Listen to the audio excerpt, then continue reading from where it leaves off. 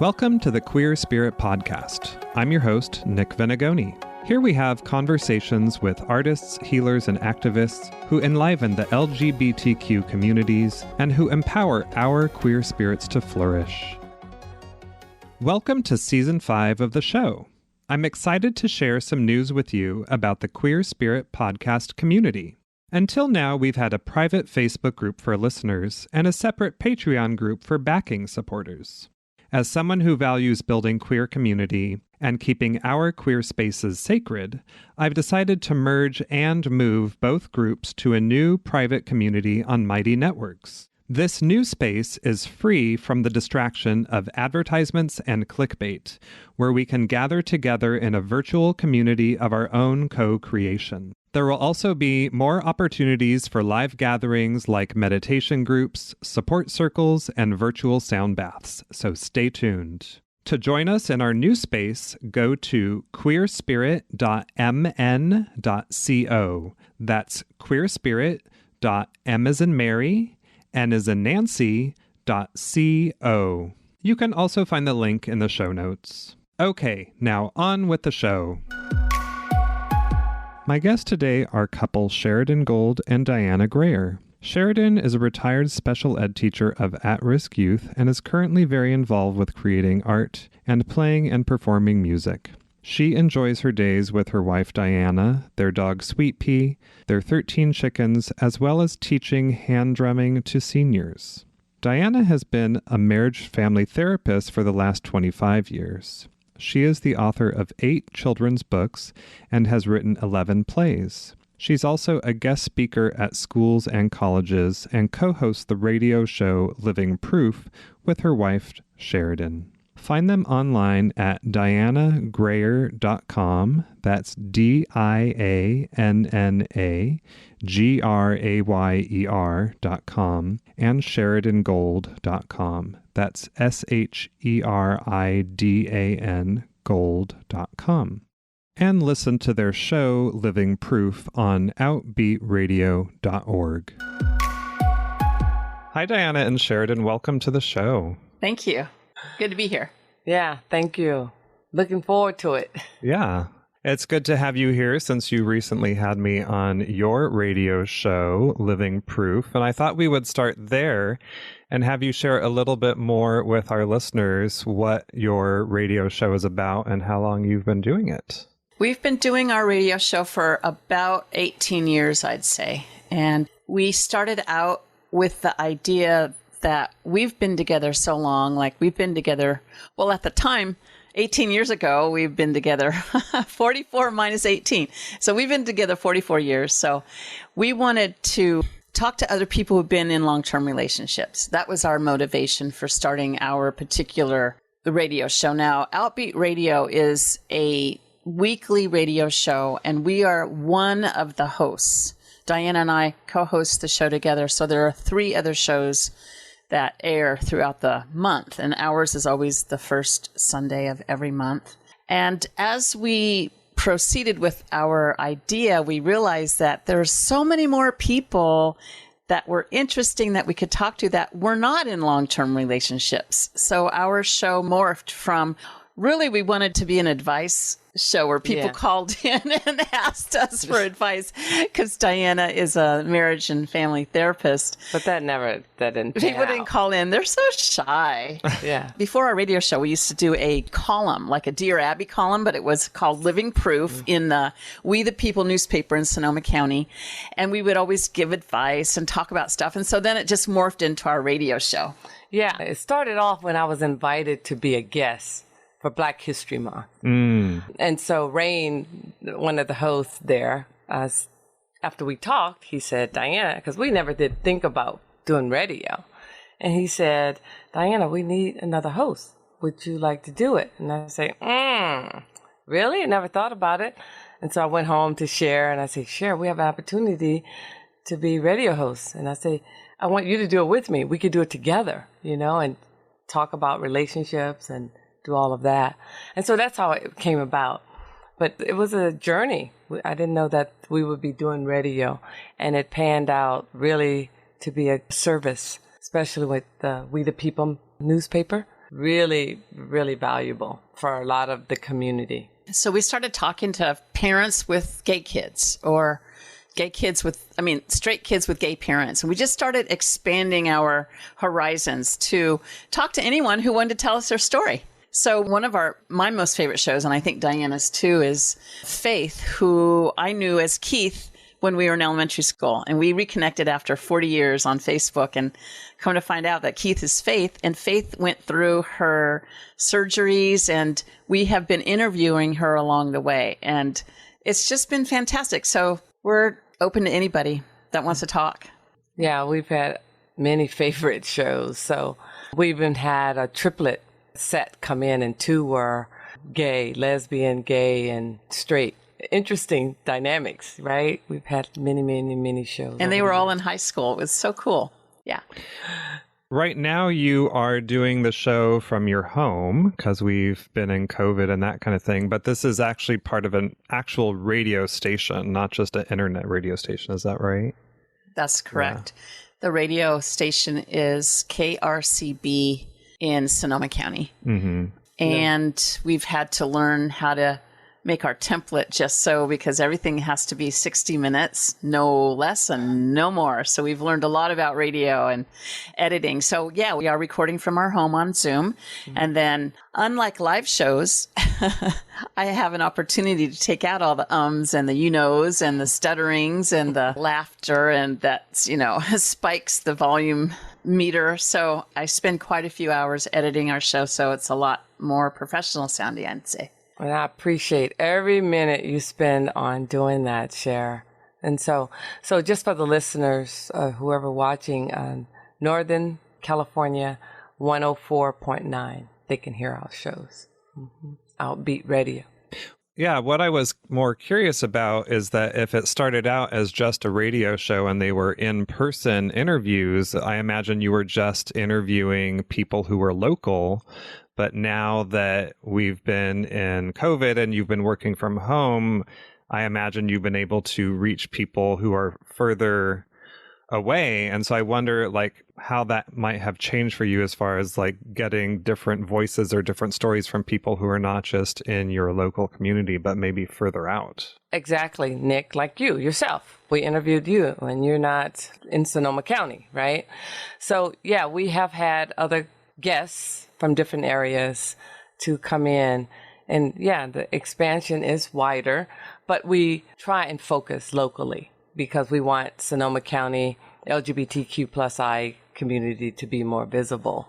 But yeah, we are open to outside guests to show up and be part of the show. And from a personal point of view, having interviews on Zoom is a lot more convenient for any of our guests, even if they're from Sonoma County, because they don't have to drive and park and get lost in the dark. And because we have a very small building of our radio shows all stuck in between Costco and big old motels. It's really difficult to find. So this is a lot more convenient for everyone. And I think after the pandemic, we're going to just stick with this format.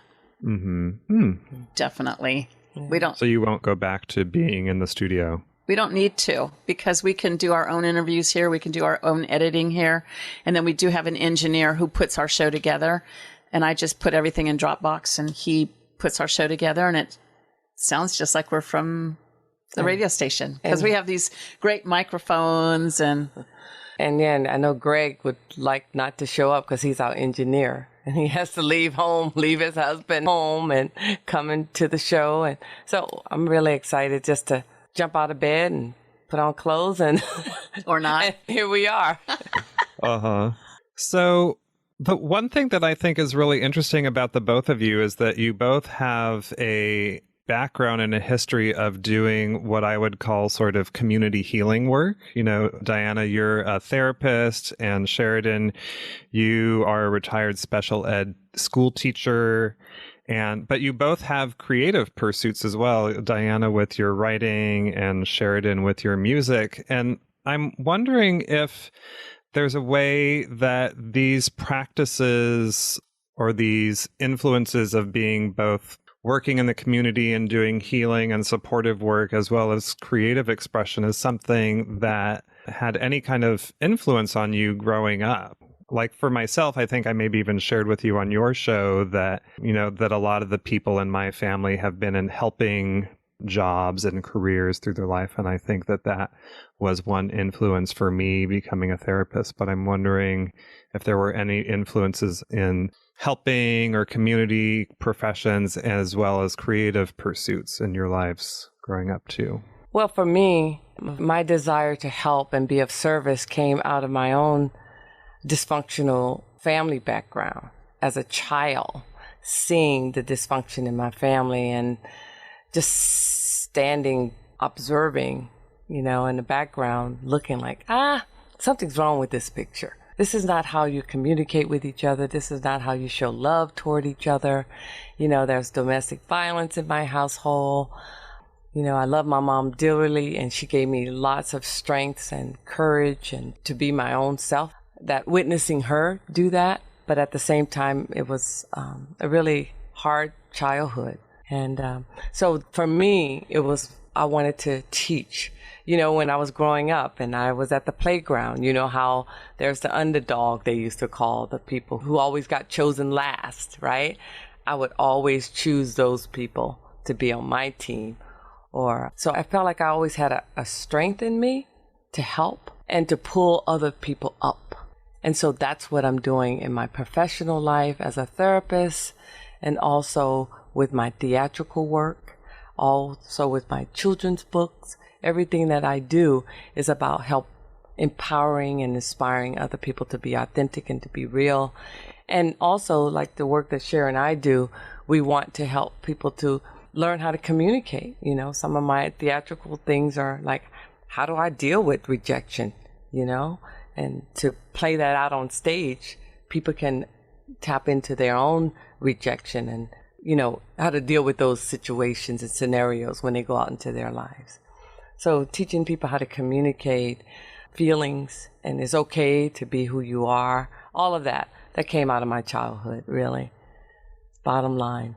And when did you first start writing? When did I first start writing? I think when I was in college at Sonoma State, when I went to get my master's, really. I think that's the beginning of it. And as a therapist, I say, well, I don't need therapy. Hello? You heard that before, right? I don't need therapy, but I'm going to go because I want to know how it feels to be in the other seat. And so as a client, it's like all this emotion start coming up. And I was journaling and journaling and journaling, and more books and more journaling books got filled up with my feelings and my expression. So I was able to express. And so as a result of that, I realized like, wow, imagery came to me as a way of expressing myself and releasing. And then poems would show up. And so I started writing poetry out of that journal entry. All these things showed up. So I even created a journaling book that had that same format and structure that came out of my own journaling writing. So then that led me to poetry. And then I said, you know what? As a therapist, I want to expand more with reaching people, because I was reaching people just, one or two or three or five people, family in session, right? And I felt like my wisdom that I wanted to share, I wanted to reach out and touch more people. So I would write children's books. And I would use those children's books in my sessions as well, because it's all about teaching and educating people. So, yeah. And Sheridan, what is your story about becoming a teacher and your relationship to music? I started playing the flute when I was in 4th grade. And I still play. I started when I was 8 and I'm 66, so that's a long time. Although I did put my flute into the closet for quite a while, quite a number of years. My parents were both teachers. My dad was an elementary school principal, so teaching was in my bones. I've always loved being a teacher. I loved working with at-risk youth growing up, or not growing up, but in my career after I graduated, and I have a master's in special ed, so I worked with expelled youth in Marin County. Dianna actually is the biggest influence, I'd say, in creativity, because just observing her over the years, I've really learned how to talk about my feelings, which I wasn't raised to do. And as far as being a healer, I mean, I really think it's important that healers, quote unquote, go through experiences of being healed. Like Di was saying, what does it feel like to be in the client seat if you're with a therapist? And I think a person can be a more productive healer if they go through that themselves, I'd say, in whatever ways that means for them. I've always been attracted to seniors. I've always, when I was in high school, I was house cleaning for older women, old ladies, you could say. I mean, I just had a soft spot for them. And right now, currently, I am teaching hand drumming, drum circle, if you will, at a senior residence. And I really feel like through that community building and for them to being able to memorize or remember rhythms and stuff, it does bring them closer together, and they actually can heal themselves if they've been shy and all of a sudden they're playing a solo in front of everybody. I mean, that is healing right there. Mm-hmm. And then my music has helped support me when I started studying sound healings, where I met you, Nick. And Dianna and I actually do sound healings together, and we love doing them for people, friends who are sick or very sick. We will go in there and play music for them. And so my life is enhanced greatly with music, and I don't think I could really be so happy without it. And we also do the drumming once a month circle, healing circle. We've been doing that for, 15 years or so. Once a month, women get together and we have a drumming circle, and that has morphed too. First, it was just drumming. Then we started saying, well, let's check in with each other. How y'all doing? You don't usually do that in a drum class, And that started getting longer and longer and longer. So now we just call it a healing drum circle, where we talk a lot and drum not as much. But drumming's great. It's a great release, but it's not a drumming circle, I'd say. It's more of a healing Right. circle. Yeah, I just wanted to add that people are allowed to express, what they're dealing with, they get to express, and then we'll do like a drum beat and do instruments and do chanting. And it's a beautiful experience for the women and for us to provide that and be a part of it. And one more thing I wanted to say, I said earlier that Dianna has been my biggest influence as far as being creative and healing and stuff. And because I grew up as a classical flutist, so I was in a box of notation and Western scales. I was in that box and I never wanted to get out. And Dianna would ask me years and years ago, play something from your heart. And I go, what? Play something from your heart. I'd say, what are you talking about? Just give me the music. I can sight read anything. And she kept bugging me and bugging me and bugging me. And finally, over years... Encouraging is a better word. Okay, fine. And now, so we're talking about these healing drum circles. I mean, I just pull out my flute and start playing. I just love playing with drums. I love it. And I have Native American flutes, and I play my silver flute too. So it's a tremendous amount of freedom to be able to get away from notation and just play whatever's in my mind and my soul. Mm-hmm. Yeah. Yeah, well, it's cool to hear that you collaborate, because I was going to ask if that happened as far as, maybe with Dianna's writing and your music, if you've written songs together or anything like that. Has that been the case? Oh, yeah. Yeah. We've done many pieces together for different events. I would write poetry. I've been invited to write different pieces, and I would always have Cher be a part of that with drums or flute.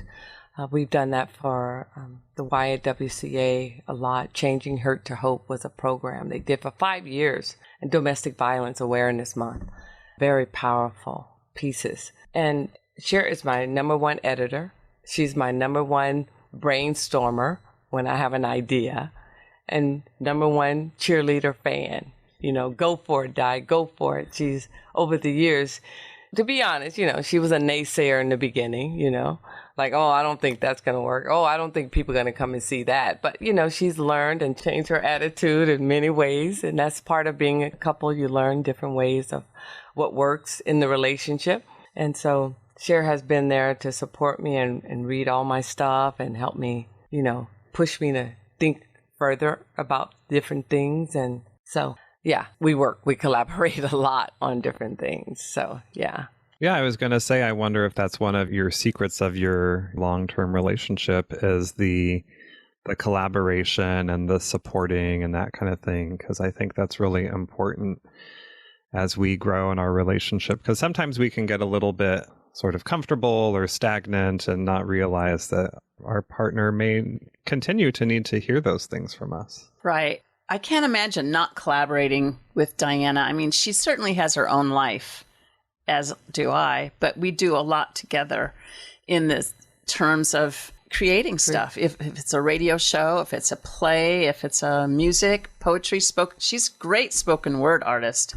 And she'll always have me play my drum with her. So, like, for example, if she had a line, something like, and then I heard the sound, and then I could go pop on my drum. I mean, we really choreograph it together. So it's not just two people shooting the breeze, you know. I mean, we really plan things out, learn from each other. And I think it is one of the secrets to a long-term relationship, because I think you have to have your own life and your own thing, and maybe your own friends and your own thing. You can't be, you know, with somebody 24/7, because then I would feel like part of my soul would be dying, but I get to replenish my soul with music. And I'm alone playing my music, and Dianna's alone doing her playwriting, you know, but then we come back and we say, what do you think about this? And what do you think about that? And we give each other feedback. So that's really, really important. Yeah, we try and bring the best out of each other by encouragement, you know. And I encourage Cher, like she was saying, to play from your heart, play your flute. You can do better. You can, and she does the same with me. I can do better. Like, okay, push yourself a little bit more as far as themes and, you know, whatever I want to do. She'll give me a first draft of something. I'll say, well, this is a good first draft, Di. Really good. I have some suggestions. You take them if you want. But, you know, it's like, and she'll listen to me and she'll go, you know, that really wasn't your best tonight. What's going on with you? Mm-hmm. So it's great. We can give each other feedback like that. And I'm very kinesthetic. I can feel certain things. So when Cher's not hitting the flute note, you know, the way it should feel in my body, it's like, oh, that was okay, but it could do better or something. And then the same thing when my writing pieces, it's like, oh, I know that's not good, right? Mm-hmm. She agreed with me. Yeah, I need something else there, huh? Yeah. So it's just great, you know, that we can not get defensive anymore, you know. Before it was like, don't tell me how to do it. I want to do it my way, you know. Yeah. Sheriff say, Di, you so critical or something like that. I say, no, I'm not. But anyways, we do that back and forth thing. But then we learned over the years, 44 years, we better learn something. Yeah. So Dianna, I know that you have a new play coming out called Release Unearthing the Silent Rumblings. And from what I read, I believe it's 4 short plays on anti-racism. And I wonder if you could share a little bit more about that. Yeah. Thank you for that, Nick. This is a really, really important piece for me. Let's just give you a brief history.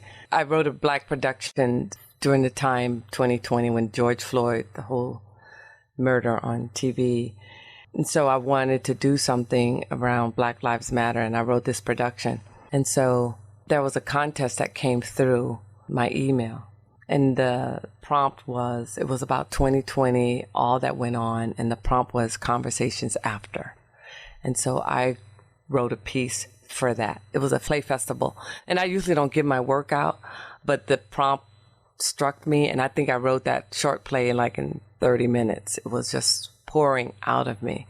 And it was a comparison of the rows and rows of National Guards that was at the Black Lives Matter movement versus the insurrection. So that was the conversation afterwards that was on my mind because it was so disturbing to watch. And I know that if tables were turned, blacks would have been massacred climbing the buildings and breaking into the Capitol. And so when I submitted the letter for my play, I say, well, I don't believe you have the courage to produce it, but I want to share. Thank you for the prompt, and it motivated me to write. And so 2 days later, they called me and they wanted my piece. So if you know anything about Napa County or St. Helena, it's pretty white, pretty much. And so I was excited to go and do my play. I was the director. I was a guest director. And so we had 3 nights of shows. And at the end, my show was the last show. Pictures Don't Lie is the name of it. And so after every show, the audience stuck around because we had talkbacks. And so I, as the director and playwright, went on stage with my 2 black actors.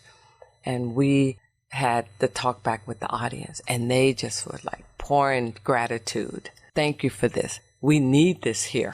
We want to talk about race, but we don't know how to talk about race. And so that motivated me to put this piece together around release, Unearthing the Silent Rumblings, which is a piece about the experiences of Black lives in America. And I want the audience to be able to talk about race. So I'm going to have tables set up in the back, hopefully, where we can have talkbacks and have people talk about race. So these 4 pieces are about the experience of Black people. And I want to evoke emotions.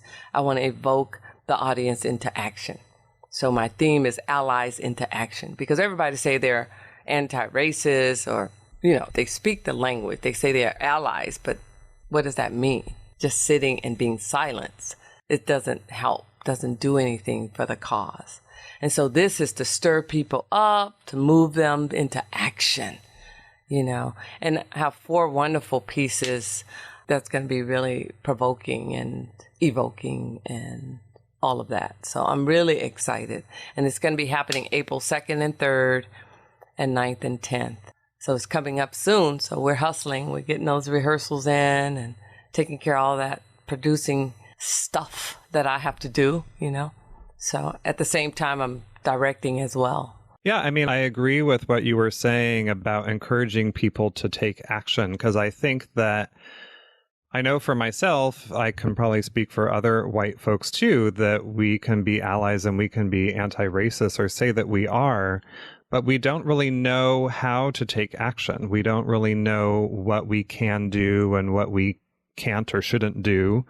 And activism is not something that is taught in schools. Like, we don't really know how to do that. I mean, I have some friends who are teachers now, elementary teachers and high school teachers, and I know that they're doing a lot better, at least in California, about having curriculum to talk about racism and the history of racism in the country. But there's still, I think activism can be really tricky, especially when it comes to race. And I think people can sometimes fall into saviorism, or they feel paralyzed because they don't want to step on anyone's toes or offend anyone and that kind of thing. And so it can be really tricky. So I'm really glad that you are doing this piece and bringing that out into the world, and also not just having the play as something that you can go and see and consume, but encouraging interactivity and engagement and education too. What was so phenomenal about Dianna's 3 performances of Pictures Don't Lie in Napa County was that there were 3 plays presented each evening, and people stayed. After each play, there was a talk back with the director and the playwright and the actors. And so Dianna's, like she was saying, her play was last of the evening. And so people could just get up and go home. It's been a long night, and not one person left. And there was a huge educational moment in that poignancy of those 3 audiences, one each day, who didn't leave and were thirsty for knowledge. All the questions you just asked, Nick, that I think was a motivation for Dianna to bring this to Sonoma County. Okay, right now it was in Napa, and people kept saying, her friends on Facebook, when you come in, when you bring it here, when you bring it here. It's like, so then she just got down to it and started writing more plays and said, I'm going to do it. And we're going to have not only a talk back, but like a workshop kind of thing afterwards where people break up into groups. And so more people can talk at the same time if you have small groups than if you have one big group and one person at a time gets to speak. And Dianna's going to have questions that will help drive the conversations. And she's going to have a list of things that white and non-Black people can do as an ally. One thing that I did, I just wanted to put out there that a simple conversation can be something that we can do as allies, a simple conversation. So when George Floyd was murdered, I realized in my own mind, getting on my family's case for not checking in with Dianna, see how she's doing, and then asking them to do it and then not getting the responses I wanted, which was very traumatic for me. I realized I didn't reach out to any of Dianna's family either. And I know a whole bunch of her family. I know a whole bunch of Black folks, And so I called each person or I emailed each person and just told them I loved them and I was here for them. And is there anything I could do? Just reaching out is a form of being an ally to somebody who's experiencing oppression. Yeah, that's exactly right, Sharon. A lot of people that evening, those 3 evenings, said they didn't know what to do. They didn't want to step on anybody's toes, just like what you're saying, Nick. And I just believe that trust yourselves and just go from the heart place of care.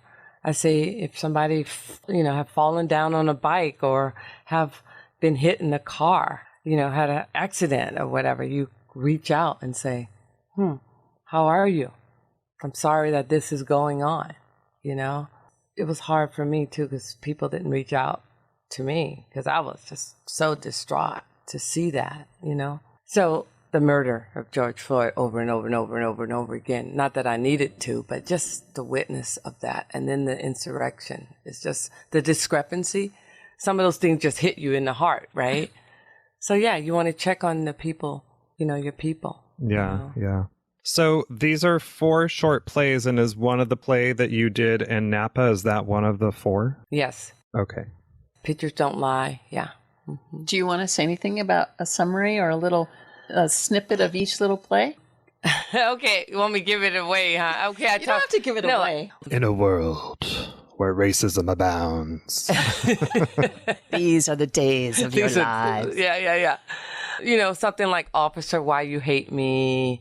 Another title is, what's the other title? How Thick Are Your Blinders? Can I just say that? And then the one I won't tell you because it's very clear what that one is. But How Thick Are Your Blinders is kind of like based on Dianna and my relationship because it's a white woman and a black woman. They were friends in college. They're not lovers. They're just friends. Mm-hmm. But talking about stuff, and then race comes up, and it's like gets to be hot and heavy and powerful. It's like, and hot and heavy in a different way, not that other way.